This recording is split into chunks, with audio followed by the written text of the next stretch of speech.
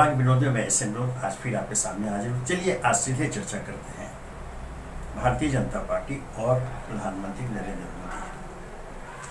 इसके आधार मौजूद हैं। एक सवाल इन दिनों देश में पूछा जा रहा है, हर कोई पूछ रहा है कि क्या भारतीय जनता पार्टी कांग्रेस की राह पर चलने लगी है या चलना चाहती है। जी हाँ, इसके आधार मौजूद है। यह सवाल तब खड़ा हुआ जब भारतीय जनता पार्टी की ओर से घोषणा की गई कि अभी 5 राज्यों में होने वाले विधानसभा चुनावों में प्रधानमंत्री मोदी की भूमिका होगी, उनके चेहरे पर चुनाव लड़ा जाएगा। पूरे देश में मोदी के चेहरे पर चुनाव लड़ा जाता है, जो सर्वविदित है, उनके सामने कोई उपाय भी नहीं है। लेकिन इस घोषणा के बाद यह जो सवाल उठा कि क्या भारतीय जनता पार्टी भी कांग्रेस के पद चिन्हों का अनुसरण करना चाहती है।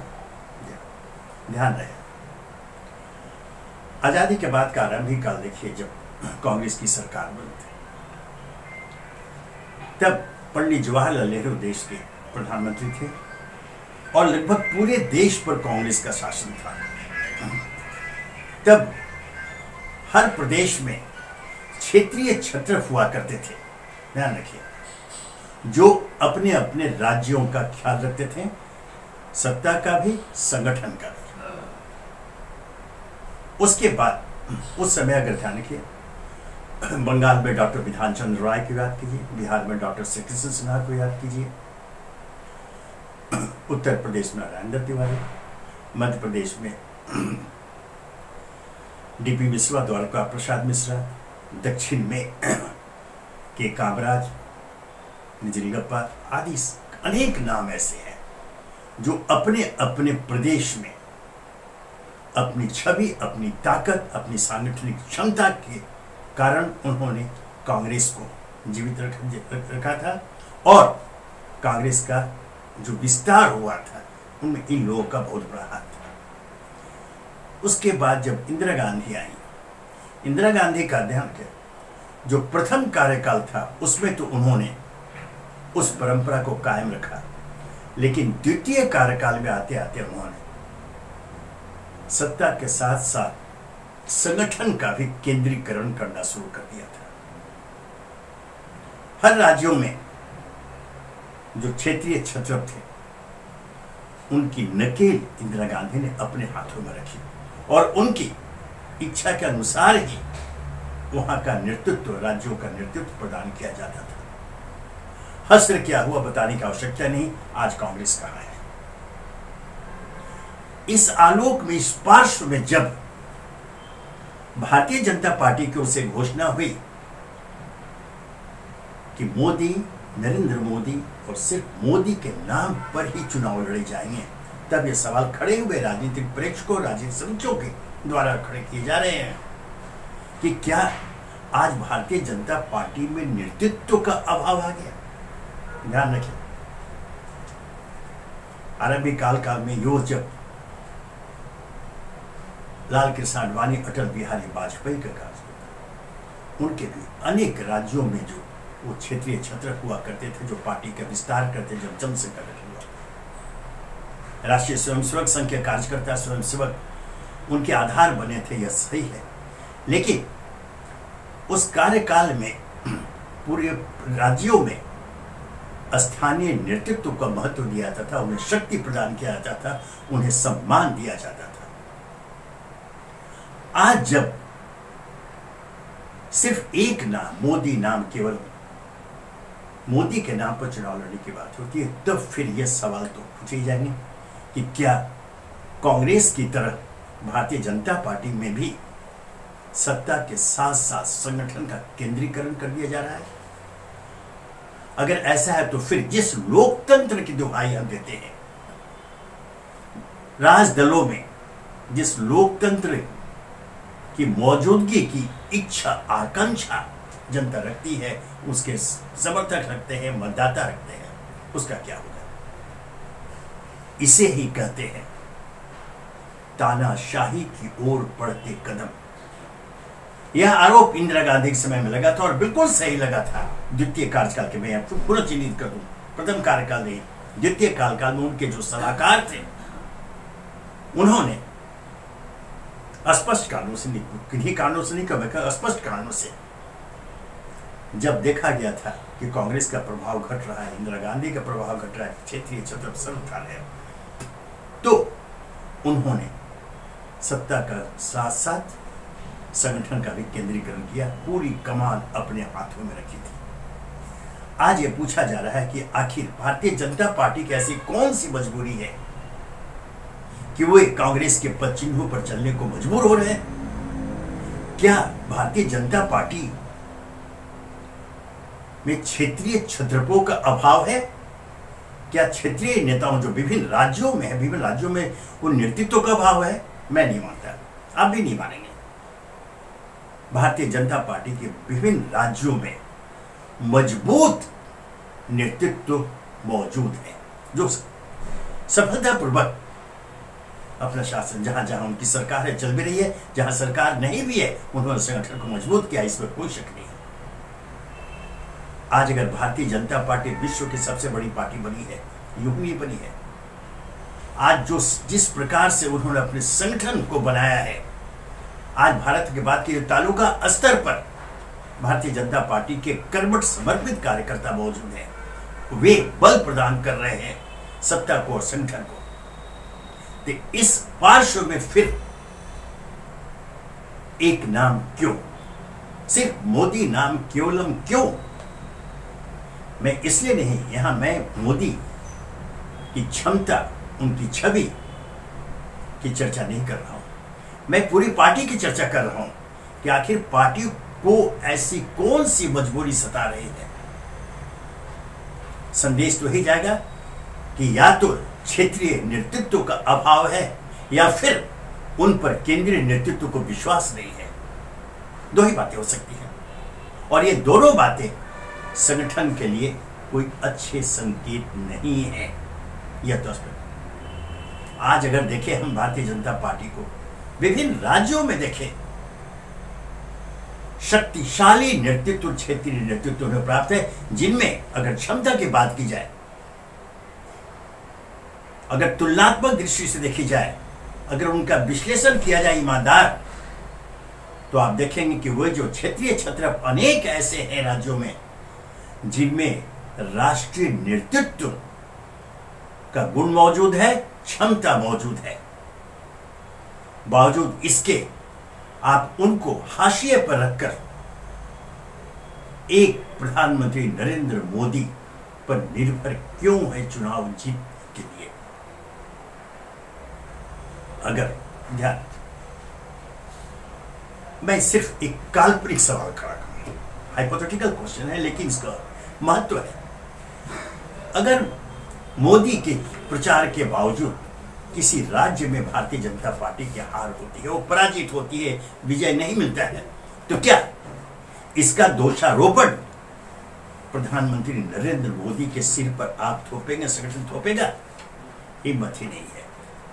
फिर उस समय सारा का सारा दोष वहां क्षेत्रीय नेताओं के सिर पर बढ़ दिया जाएगा कि उन्होंने ठीक से काम नहीं किया, वे मतदाता से संपर्क नहीं कर पाए, वे मतदाता को कन्विंस नहीं कर पाए, वहां ये बातें आ जाएंगी। विजय की स्थिति में सारा श्रेय मोदी नाम केवलम, ऐसा नहीं हो।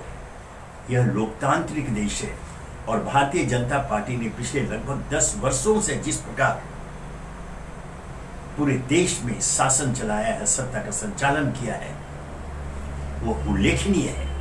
इसकी प्रशंसा की जाती है, पूरे विश्व में प्रशंसा की जाती है। भारत विभिन्न क्षेत्रों में जिस प्रकार उसने उपलब्धियों की नई नई मिसाल कायम की है, इसकी वैश्विक प्रशंसा होती है। भारत जिस प्रकार विकास के पथ पर तेजी से अग्रसर है, उसकी वैश्विक प्रशंसा होती है। इन सबों के बाद, और इसका श्रेय निश्चय ही प्रधानमंत्री नरेंद्र मोदी को जाता है, उनके नेतृत्व को जाता है।